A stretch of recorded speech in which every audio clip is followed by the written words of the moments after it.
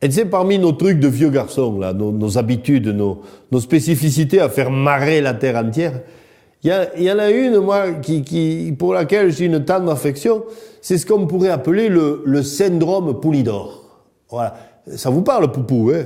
Oui, je me doute bien que, vu l'âge moyen de mes auditeurs de chronique, hein, ça ramène plus à Poupou qu'à Vauclair, par exemple. Mais bon, enfin, le syndrome reste le même, tu vois. Tu sais, on est comme ça. On ne peut pas voir les vainqueurs en peinture. Les winners, ils nous gonflent. Il n'y a rien à faire. Nous, on aime les éternels seconds, tu vois, les sangrades, les battus d'avance, les hommes de troupe sacrifiés par les galonnés, les petits, les filous qui bricolent. Voilà. C'est comme ça. On aime Poupou. Moi, quel talent, le Poulidor! Soutenu par le pays tout entier, encouragé par la plèbe massée sur le bord des routes, eh bien jamais, jamais, jamais fichu de porter le maillot jaune. Enfin, s'il avait gagné le Tour, quel désastre!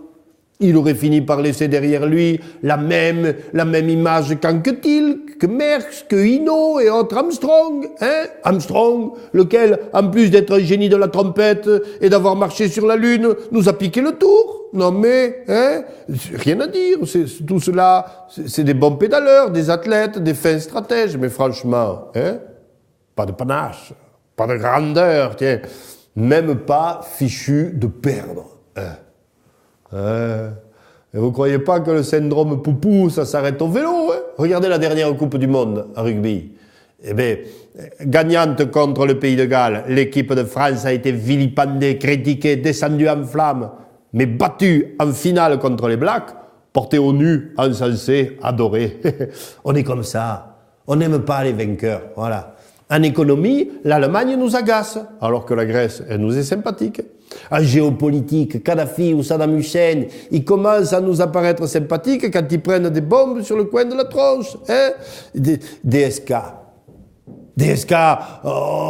il a plutôt une bonne tête quand il est balancé aux orties. Voyez? Alors quoi? Il n'y a pas de honte à avoir le syndrome Poupou. Hein? Ça vient de loin, cette affaire.